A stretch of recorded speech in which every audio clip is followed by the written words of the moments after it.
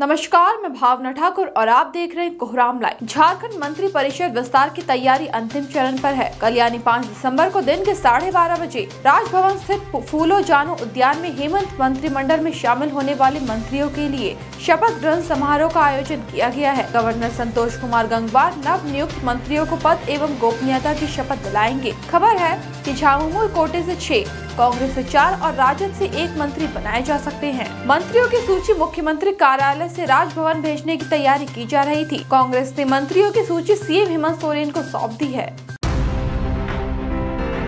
भाजपा नेता देवेंद्र फडणवीस महाराष्ट्र के अगले सीएम होंगे। एकनाथ शिंदे के नेतृत्व वाली पिछली महायुति सरकार में देवेंद्र फडणवीस डिप्टी सीएम थे। मुंबई में बुधवार को हुई बैठक में उन्हें विधायक दल का नेता चुना गया। फडणवीस तीसरी बार महाराष्ट्र की सत्ता की कुर्सी संभालेंगे। लगभग 54 साल के देवेंद्र फडणवीस महाराष्ट्र भाजपा के सबसे बड़े नेता है। देवेंद्र महाराष्ट्र के सीएम और प्रदेश इकाई के अध्यक्ष भी रह चुके हैं। साल 1999 में उनकी महाराष्ट्र विधानसभा में बतौर विधायक एंट्री हुई थी। इसके बाद लगातार राजनीति में उनका कद बढ़ता चला गया। 22 जुलाई 1970 को नागपुर में एक मध्यम वर्गीय महाराष्ट्रियन परिवार में जन्मे। देवेंद्र के पिता गंगाधर राव फडणवीस जनसंघ के सदस्य थे और माता Sarita Fadnavis Vidarbha housing credit society की पूर्व निदेशक थी। उनकी पत्नी अमिता फडणवीस सिंगर के साथ साथ बैंकर हैं। उनकी 15 साल की बेटी दिविजा फडणवीस है। देवेंद्र फडणवीस ने अपने शपथ पत्र में कुल 13 करोड़ 27 लाख रुपए की संपत्ति बताई है। LLB फडणवीस ने साल 1999 में DSC बर्लिन से management diploma in methods and techniques of project management हासिल किया था। उन्हें FM सुनने का शौक है। उन्हें पुराने हिंदी गाने सुनना पसंद है। वो हमेशा अपने साथ आईफोन और iPad रखते हैं।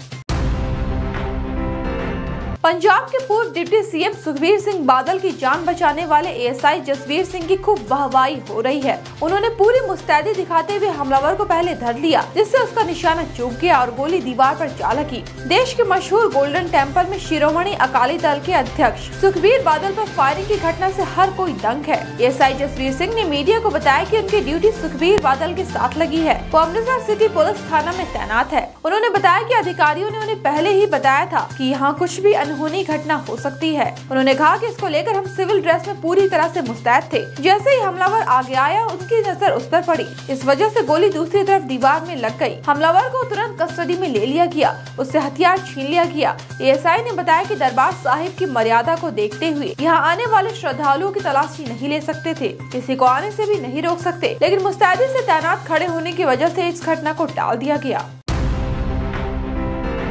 नाक नक्श से सुंदर और लिबास पोशाक से VIP पर्सन से दिखने वाली एक महिला को जब पुलिस ने गुप्त सूचना के आधार पर शेखपुरा रेलवे स्टेशन पर रोका टोका तो वो चीखने चिल्लाने लगी। लोगों की भीड़ जुट गई। पुलिस को यह डर और चिंता सता रही थी कि मिली सूचना अगर पक्की नहीं निकली तो वह महिला को क्या जवाब देंगे। यह महिला EMU ट्रेन से किउल-गया रेलखंड पर स्थित शेखपुरा जंक्शन पर उतरी थी। महिला एक अटैची लिए उतरी थी। किसी तरह हिम्मत जुटाकर महिला पुलिस के सहारे इस महिला को रोका गया और अटैची खोलकर दिखाने को कहा गया। महिला भड़क गई और चिल्लाने लगी। इसके चलते शेखपुरा जंक्शन पर लोगों की भीड़ जुट गई। पुलिस ने पूरी कड़ाई के साथ उसका अटैची खोला तो पुलिस के साथ साथ वहां जुटी भीड़ की भी आंखें फटी की फटी रह गई। अटैची में शराब के 57 बोतल को छिपा कर रखा गया था। गिरफ्तार खुशबू शेखपुरा के बरबीघा थाना क्षेत्र के ढकनिया पोखर गाँव में रहती है। वो पश्चिम बंगाल से शराब लाती थी।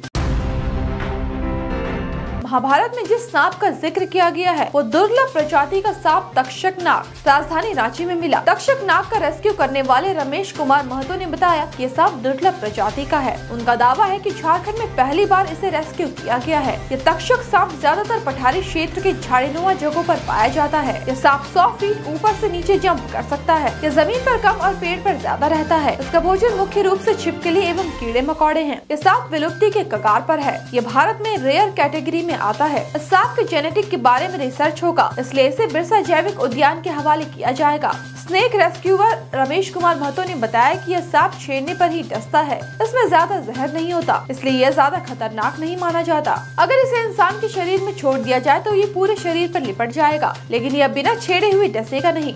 ये सांप राजधानी रांची से सटे RCH कार्यालय में एक दवा के कार्टून में मिला।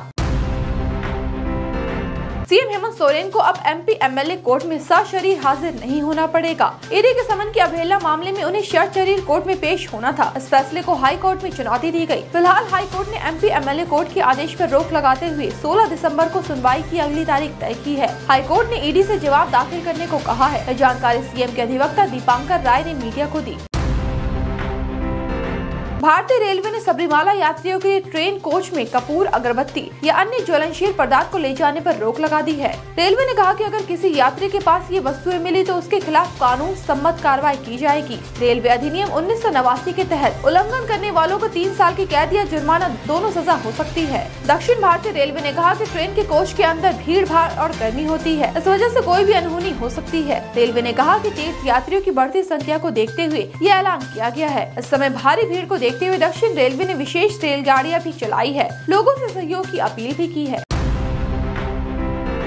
झारखंड में कल से मौसम में गजब का बदलाव दिख सकता है। ठंड बढ़ने के पूरे आसार है। भोरे भोर कुहासा और धुंध छाई रहेगी। वैसे दिन में आसमान साफ रह सकता है। राज्य मौसम विभाग के वैज्ञानिक अभिषेक आनंद ने मीडिया को बताया कि तूफान फेंगल का प्रभाव खत्म हो चुका है। कल से उत्तर की सर्द हवा का रुख झारखंड की ओर होगा। 5 दिसंबर से झारखंड में कड़ाके की ठंड पड़ने की संभावना है। 5 दिसंबर से राज्य के तापमान में 4 से 5 डिग्री तक की गिरावट आ सकती है। दिन में हवा चलेगी, इसलिए दिन में भी ठंड का एहसास होगा। दिसंबर माह में राजधानी रांची में बारिश होने का भी रिकॉर्ड है। बंगाल की खाड़ी में नया सिस्टम बना और पश्चिम विक्षोभ का असर दिखा तो इस बार भी बारिश हो सकती है। गुजरे 5 सालों में सबसे अधिक बारिश साल 2019 में हुई थी। ऐसे ही दिन भर की बड़ी खबरों के लिए जुड़े रहिए कोहरामलाइव.com के साथ।